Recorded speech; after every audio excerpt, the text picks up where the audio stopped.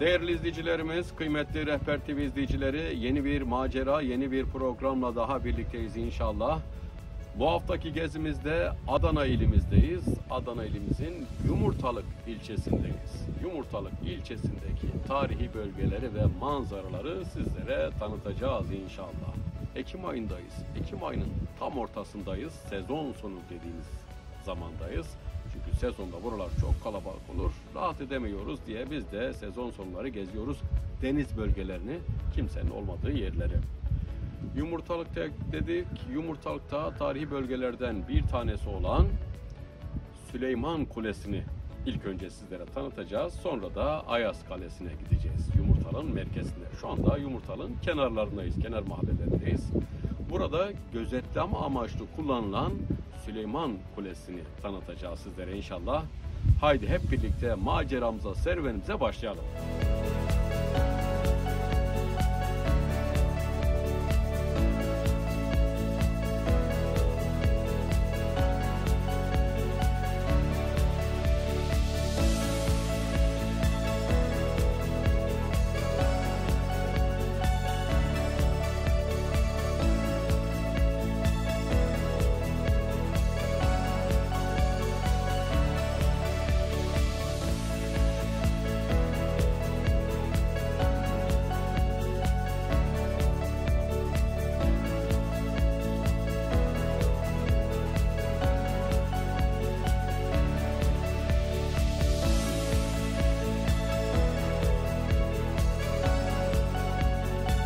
Osmanlı döneminde Yavuz Sultan Süleyman tarafından yaptırılan Süleyman Kulesi ismini de buradan alıyor. Yavuz Sultan Süleyman'dan alıyor.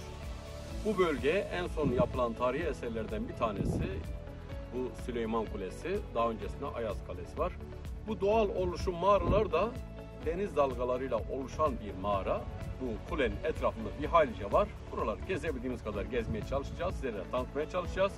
Ama içeride insanlar da sonradan burada oluşumlar yaparak, bazı yerler kazarak, düzelterekten, odadan odaya geçişler yaparaktan buraları kullanılır hale getirmişler. Şimdi içeriye şöyle bir göz atalım, birkaç mağara gezelim ama maalesef içeriler biraz çöplük var, pislik var. Mümkün mertebe onları sizlere yansıtmadan görüntü vermeye çalışacağız inşallah. Hadi buyurun gezelim.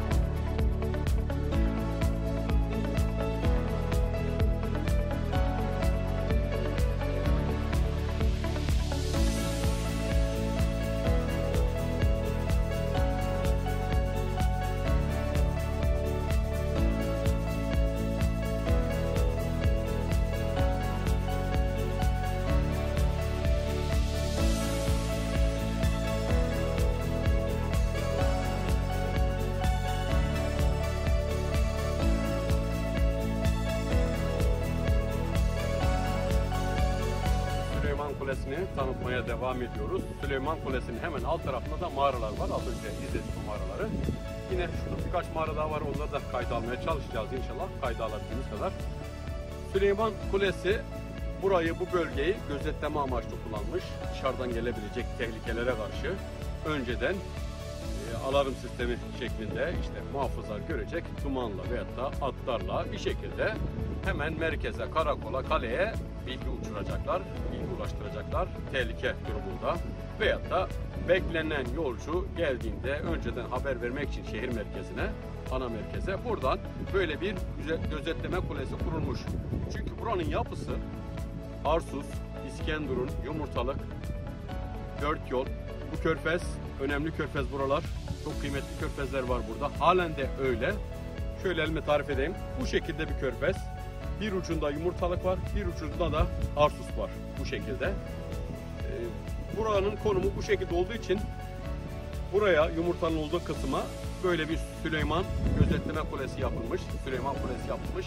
Onun için dışarıdan gelen bu limana, bu koya yaklaşmak isteyen düşman gemiler veya ticari gemiler böyle bu şekilde buradan gözetleniyormuş.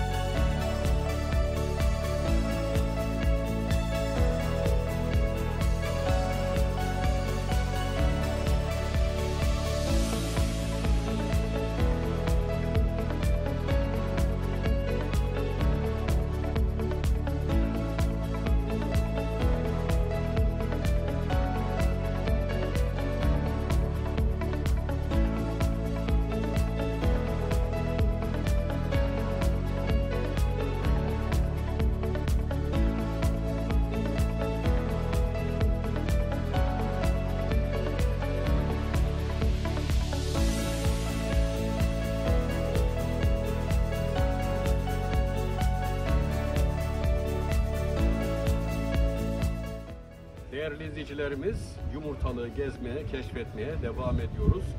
Süleyman Kulesi'ni ve mağaralarını keşfetmiştik, tanıtmıştık sizlere. Şimdi Yumurtalık'ın merkezine geldik. Yumurtalık merkezdeyiz. Yumurtalık merkezinde Ayaz Kalesi'ni gezeceğiz. Ayaz Kalesi'nden kalan kalıntıları daha doğrusu gezmeye çalışacağız.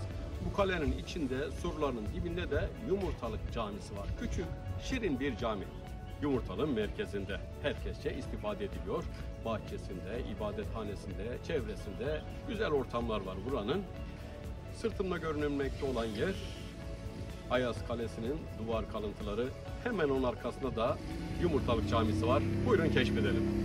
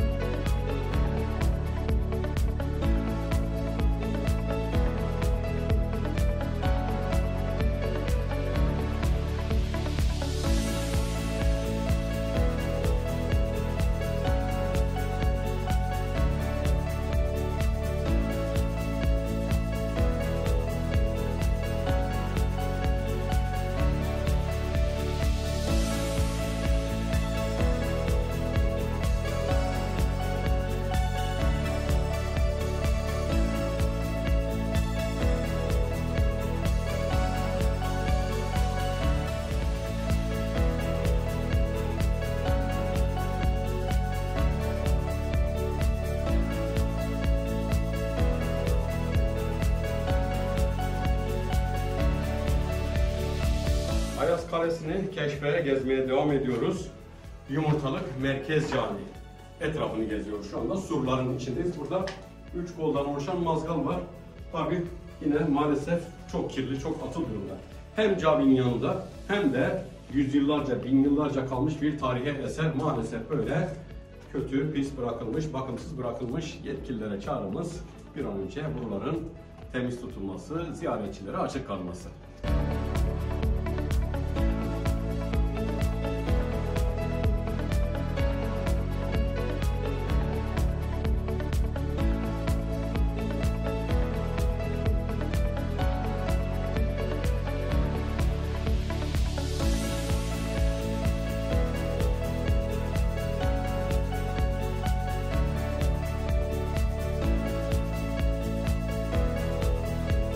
Ayaz Kalesi'ni gezmeye, tanımaya devam ediyoruz inşallah. Kalan surları inceliyoruz. Bir hayli az yapı kalmış burada.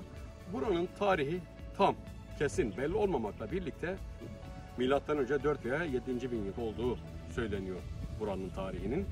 Buranın Ayaz Kalesi'nin ismi daha önceden Keçi Kalesi, yani bir ismi de Keçi Kalesi olarak biliniyormuş. Neden Keçi Kalesi denilmiş efendim? Buraya onu da hemen size kısaca anlatayım.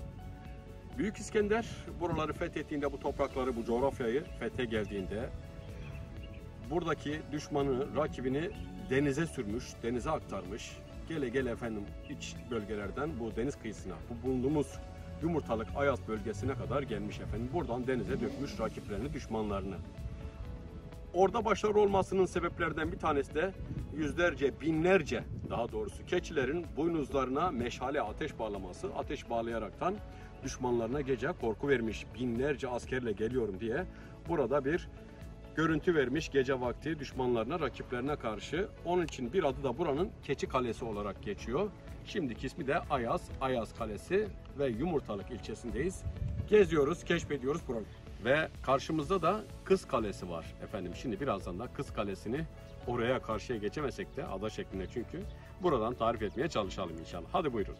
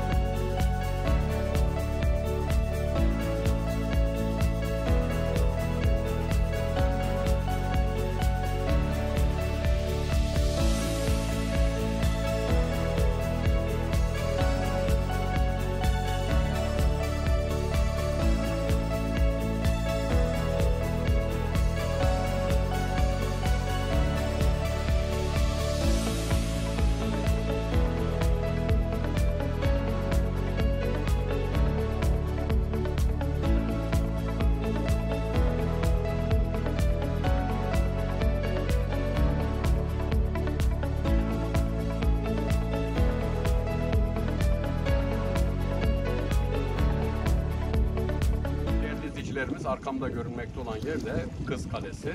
Yumurtalık'ta bulunan Kız Kalesi. Kız Kalesi bildiğim kadarıyla bir tane daha var. O da Mersin'de. Mersin'deki tabi buranın birkaç katı daha büyük. O da böyle Kız Kalesi beldesine yakın. Aynı bu şekilde denizin ortasında, bu mesafelerde bir şey. Oraya da gittik efendim, buraya da gittik daha önce. İçini keşfettik. Daha önceleri baktık ama şimdi gidecek araç alıyoruz. Bulabilirsek gideceğiz, gidemezsek buradan tanıtacağız inşallah sizlere. Daha önce buradan Kız Kalesi'ne yürünecek şekilde yollar yapılmış suyun içinden. Tahrip olmuş zamanda. Kalıntılar da var. Onları da yansıtmaya çalışacağız inşallah sizlere. Burasında böyle sonradan yapılmış. Buraya gelen yerli turistler, gezen, tozan insanlar için, aileler için, çocuklar için hem sallanıp hem de buradan Kız Kalesi, Yumurtalık hatıra fotoğrafı çekmek için, videolar çekmek için burası da böyle güzel bir alan yapılmış, salıncak yapılmış. Biz de buradan istifade ediyoruz. Yumurtalığı gezmeye, keşfetmeye hep birlikte devam edelim inşallah.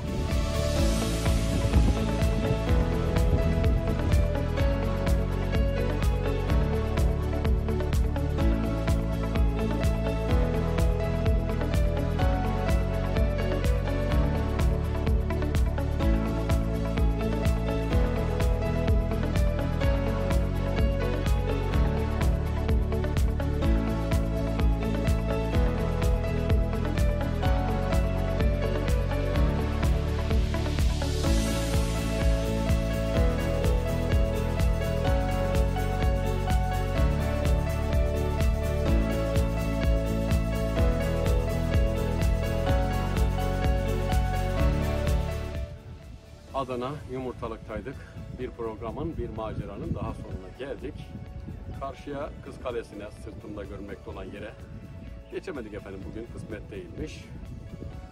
Elimizden geldiğince Yumurtalı, Ayaz Kalesi'ni, Süleyman Kulesi'ni ve Kız Kalesi'ni ve etrafını tanıtmaya çalıştım sizlere. Dilimin döndüğünce.